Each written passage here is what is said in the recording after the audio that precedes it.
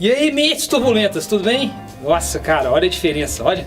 Eu tô quase bronzeado aqui de tanto spot que tem na minha cara, velho. Eu tô ficando meio todo ofuscado. A gente tem... Aconteceu, a gente tá no estúdio agora. A gente é muito ninja, velho. Não sei como é que a gente conseguiu isso não. Mas a gente não reclama, a gente só fala ok. Entende? Então nós estamos no estúdio, tem spot por quanto é lado. O quadro diminuiu, é a única desvantagem. O resto não tem desvantagem nenhuma, cara. Então vamos começar a aula hoje, tá? Bom, a gente é sempre polêmico mesmo, mas continuando com a polêmica, vamos falar sobre gases. Eu já falei na aula anterior sobre gases, como é que é aquelas questões, só vou dar um pequeno lembrete aqui, como é que era. Tinha uma tubulação aqui, aí tem pressão, velocidade, densidade, número de mols, enfim, tem uma opção de coisa, aí temperatura. Vou colocar aqui, ó. Então pressão, velocidade, ρ, N e o T, né? Aí eu falei para vocês que se o fluxo está indo de cá para lá, esse aqui, P1 e P2, o P2 vai ser menor do que o P1, claro, tem a perda de carga. Mas como eu falei para vocês, o gás, quando ele perde pressão, ele expande. Então quando ele perde pressão, a velocidade também vai ficar maior. Se a velocidade ficar maior, a perda de carga aumenta. Então o cálculo desse cara aqui é interativo e complexo. E o pior ainda, nós não vamos falar disso ainda, mas eventualmente eu vou falar, quando você perde pressão e aumenta a vazão do gás, a temperatura diminui porque ele faz trabalho, a gente entra em termodinâmica e enfim, por enquanto não. Mas não é tão fácil igual o outro, não é tão fácil, né? Assim, tem as suas vantagens e desvantagens, mas em geral esse aqui é um pouquinho pior. Então, sabendo que ele é um pouquinho pior, nós vamos começar ele do jeito mais fácil que eu posso supor, que é o gás ideal. Ele é ideal. O gás ideal, gente, é o seguinte, é uma suposição. O gás ideal é uma suposição matemática do que é um gás. Ele não faz nenhum sentido físico. Quer dizer, pouquinho de sentido físico. Ele é representado da seguinte maneira. Ele é como se fosse um ponto, o gás, né, a molécula seria um ponto sem volume, ou seja, volume zero, e que tem a massa dela. E ela não tem carga nenhuma. Isso é o gás ideal, ou seja, não é real. O gás real tem volume, tem a massa, óbvio, tem volume e ele tem carga. Então ele não se comporta da mesma maneira que o gás ideal é concebida a ideia dele. Mas ele funciona relativamente bem em algumas circunstâncias. E depois nós vamos falar sobre as circunstâncias que ele funciona. Mas de qualquer maneira, por enquanto, ele vai ser considerado pra gente, porque ele é o mais simples de trabalhar. Vamos trabalhar com os outros reais, entre aspas aqui, porque não é real, é só uma representação de um gás real, mas eles são mais próximos da realidade do que os gases ideais. Mas em geral, os gases ideais aí para pequenas pressões, pequenas temperaturas, eles funcionam até bem bacana. Ok, PV igual a NRT, isso é gás ideal, tá bom? Isso é a condição do gás ideal, ou seja, pressão vezes volume é igual a N, que é o número de mols, ou seja, massa, vezes a constante dos gases, que é R, vezes a temperatura. Ok? Vamos lá. Uma coisa importante aqui que eu vou falar para vocês, o R, que é a constante dos gases ideais, né? Mas ela é usada também em todos os outros modelos de gás também real, ela também é usada. Esse é uma constante dos gases que a turma descobriu há muitos anos atrás, que é na verdade o seguinte, ela é de certa forma experimental, mas ela é o seguinte, o R, né, só passando, imagina só que estou deixando o R e estou passando os outros caras para lá, NT.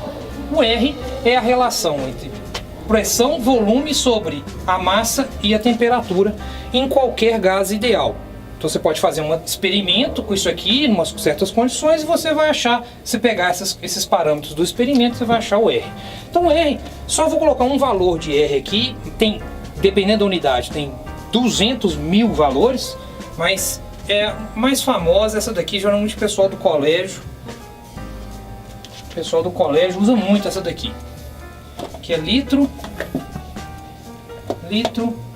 vezes ATM sobre Kelvin mol, tá? Muito comum no colégio usar essa. Tem também, em vez de ser litro ATM, caloria, em Joule por Kelvin mol, enfim, tem uma infinidade. A maioria, quando está em unidade SI, tem um 8.2, 8.3, é uma coisa assim. Às vezes tem mais casa decimal, às vezes tem menos.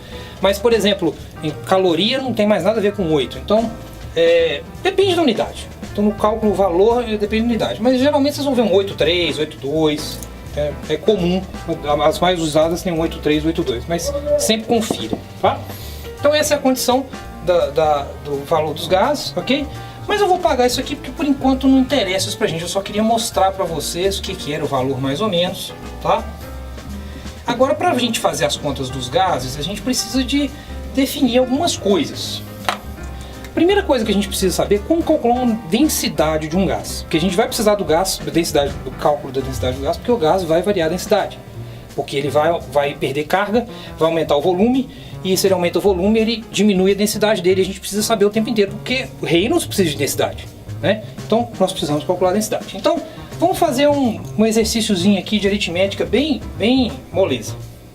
Então, ó, pegando esse cara de cá, certo? Então, eu posso colocar P sobre RT é igual a N sobre V. Tá bom? Eu passei esse cara para cá, eu passei esses outros caras para cá. Vendo? Só aritméticazinha, tá bom? Número de mols, né? Se eu multiplicar o número de mols pela massa molar, isso aí é de química lá, eu tenho a massa do gás. Você lembra? Massa molar por exemplo, 28 gramas por mol. Então, se eu tenho 1 mol, então quer dizer que 1 mol é a mesma coisa que 28 gramas. Então, se você pegar a massa molar, você olha na tabela periódica qual é a massa molar do que você estiver usando. Então, você vai ter, vou chamar de mm, tá? Aí eu vou multiplicar mm nos dois lados. Então, esse cara daqui virou massa, né? Vou chamar de m massa, tá? Continuando minha conta, eu vou passar esse cara para cá. Então, assim, massa sobre volume é igual a P sobre RT. Tá bom? O que é massa sobre volume, gente? Ah, faltou massa molar aqui. Desculpa. O que é massa sobre volume? Rho.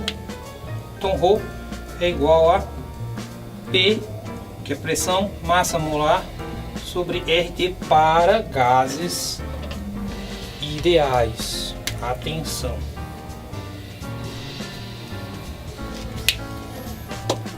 Eu vou colocar aqui, tá?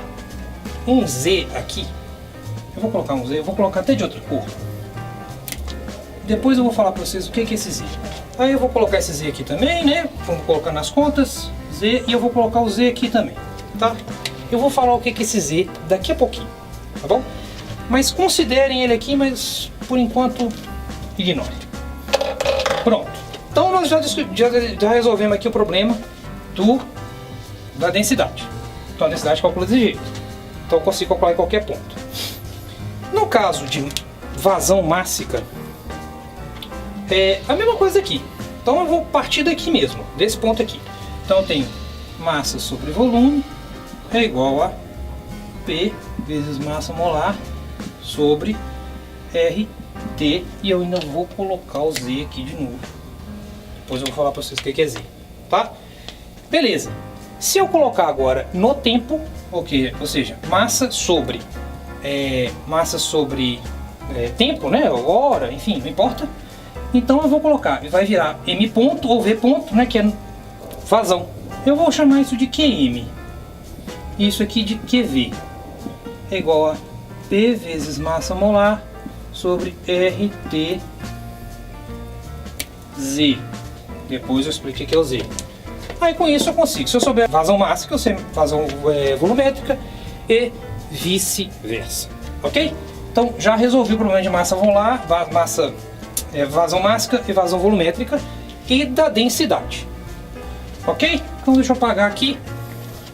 Vou deixar a formulinha ali em cima, aqui embaixo, quer dizer, e pronto. Gente, eu sei que é um pouquinho de aritmética chata, mas se eu não fizer isso, nada mais vai fazer sentido, tá? Desculpa aí, é meio maçante, mas não tem jeito. Por enquanto, bem simples, né? E aqui, agora, velocidade. Velocidade não mudou nada, gente. É QV sobre a área da seção transversal. Ou seja, realmente isso aqui continua a mesma coisa dos outros, não tem nada que alterou nisso aqui. E agora eu vou... Bom, deixa eu marcar aqui os caras que interessam a gente. E agora eu vou falar do D para vocês, do Z para vocês. O Z. O Z, ele é igual. Aqui, ó. Vou passar o NRT para cá, tá? Então ele é PV sobre NRT. Aí você fala assim, pô, Sasha, não faz sentido nenhum esse Z, porque se você falou que PV igual a NRT antes e colocou o Z depois, teoricamente isso aqui seria igual a 1. Se você falou isso, você tem razão. Para gases ideais, o Z é sempre igual a 1. Essa definição de gás ideal é o Z igual a 1. O que significa Z igual a 1? O que significa Z? Z é um fator, chama fator de compressibilidade. O que significa isso? Quando ele é igual a 1, significa que o gás é ideal. Ou seja, ele se comporta conforme essa equação de estado. Ó, já estou falando uns nomes esquisitos. Equação de estado. Deixa, por enquanto, só escuta. Então ele é igual a 1. Agora, o Z ele pode ser maior ou menor do que 1. O que faz com que ele seja real. Ou seja, eu faço um modelo onde o Z não é igual a 1 mais. Ele pode ser variante. Inclusive, ele pode variar ao longo da pressão, ao longo da temperatura. Inclusive, pode não. Varia. Então, o Z é uma forma de identificar o quão perto da idealidade ou o quão longe da idealidade um determinado gás simulado real está. Tá esquisito, né? Mas, por enquanto, Z é igual a 1. Nós vamos fazer só com gás ideal. Não se preocupem. Todas essas contas aqui são faseal, ou seja, já está tudo definido, gente. Se eu te passar os valores, é só fazer uma continha de padaria. A única diferença é que você vai ter que fazer mais de uma vez, tá? Eu vou explicar na aula. Eu queria só mostrar para vocês as equações do processo, como calcular isso, como chegar nelas, para a gente poder fazer uma espécie de comparativo entre gás e líquido e ver as diferenças e dificuldades de cada um.